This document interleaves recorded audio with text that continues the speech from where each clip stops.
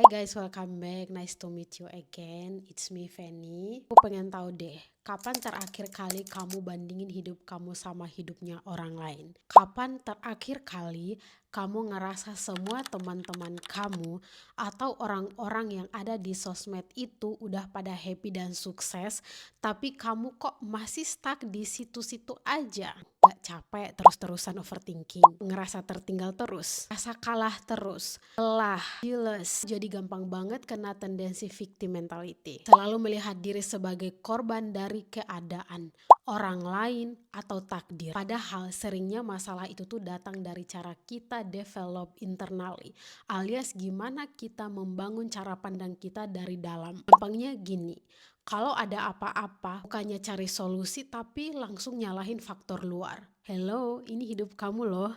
Please berhenti ngebandingin dirimu sama siapapun. Seriously, itu nggak bakal bikin kamu feel better, bakalan improve keadaan kamu, dan nggak bikin kamu tiba-tiba jadi damai. Malah comparing yourself itu mencuri kebahagiaan kamu loh. Makin bikin kamu sering ngerasa gak cukup, gak berharga. The truth is, gak ada satu jalan template yang benar dalam hidup. You are you, dengan tujuan kamu, dengan mimpi kamu, dengan keunikan yang kamu miliki. Jadi stop comparing yourself, dan mulai aja jalani hidup kamu sendiri. Start living your own life. Ngomongin soal penampilan sebentar ya. Waktu kamu ngelihat orang-orang cantik atau ganteng di sosmed atau di dunia nyata, mereka biasanya punya confidence yang terpancar. Gini, secara eksternal hal itu emang paling mudah didapatkan di dunia ini. Kalau kamu ngerasa gemuk, ya diet. Fokus kamu di situ.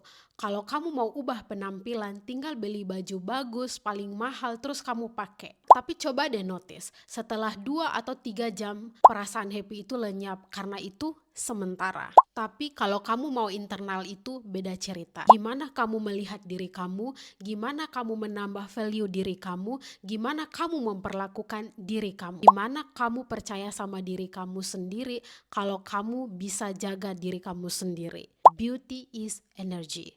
Say, itu soal sikap, ketenangan, cara bicara, cara memperlakukan diri dan menghargai diri sendiri. Karena saat kamu merasa damai, percaya diri dan selaras dengan diri kamu, energi positif itu keluar sebagai beauty. Makanya ada orang yang biasa aja secara fisik, tapi kelihatan cantik dan ganteng banget karena auranya positif. Kamu bisa aja bilang dirimu paling jelek di dunia ini, paling menyedihkan, gak pantas, gak layak, gak berharga, and then sorry ya, tapi selamat. Semua orang bakal melihatmu dengan cara yang sama. Sekarang aku ngerti banget sama perasaan itu, karena kita hidup di era display, era pameran, era show off, semuanya dipertontonkan, everything is exposed. Di sosial media kita gampang banget ngintip kehidupan orang lain, mulai dari pencapaian mereka, harta mereka, liburan kemana, sampai barang-barang yang mereka beli. Kadang bikin kita merasa kurang atau tertinggal.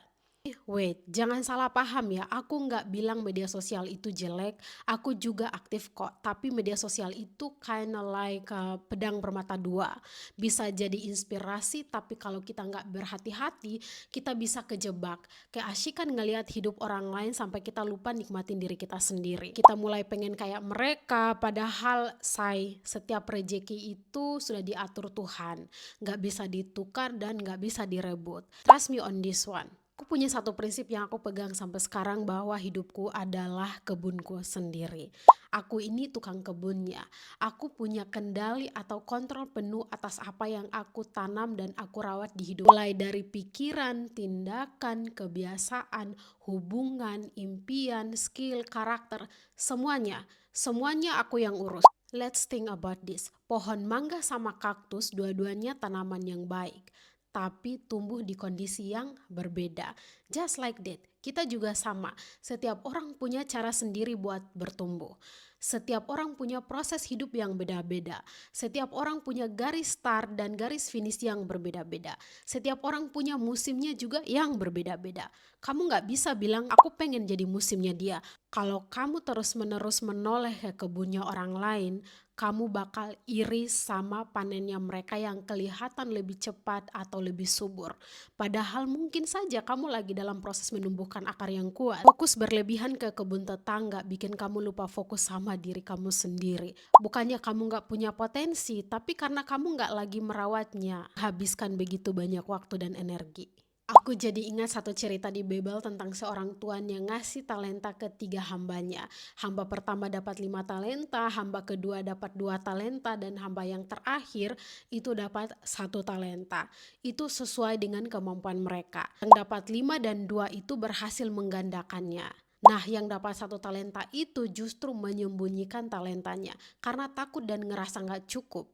Takut gak berhasil. Kita bisa lihat kan perbandingan itu bikin kita lupa ngembangin potensi kita sendiri. Aku mau kamu pikirkan ini.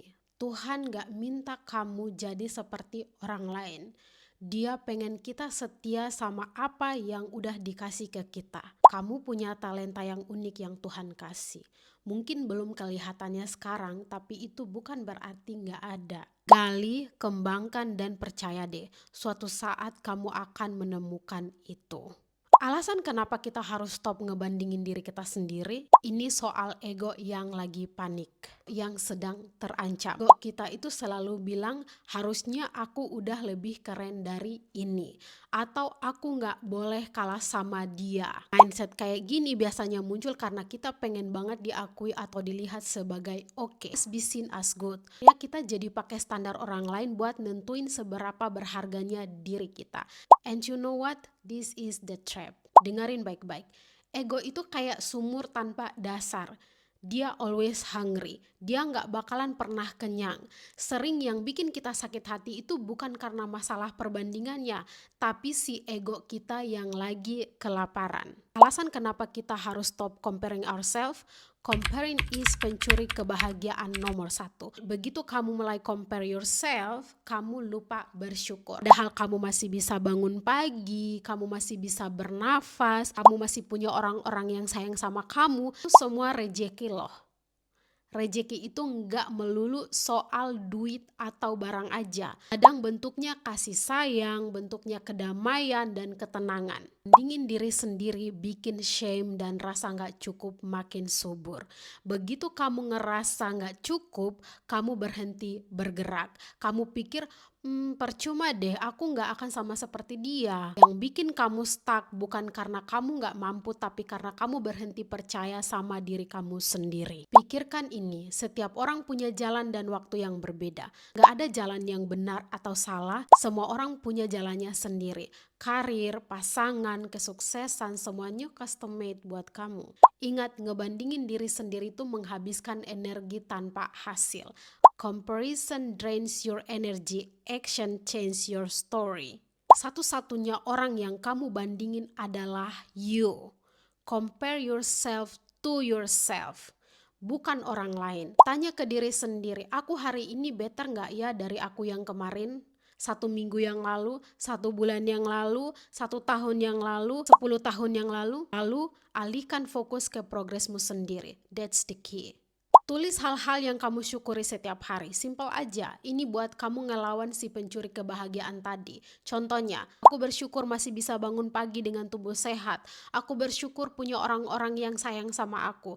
Aku bersyukur masih bisa menikmati hal-hal kecil hari ini. Saatnya adalah belajar mencintai diri sendiri, belajar menerima diri sendiri. Rasa pengen ngebandingin diri itu muncul karena kamu belum cukup mencintai diri kamu apa adanya.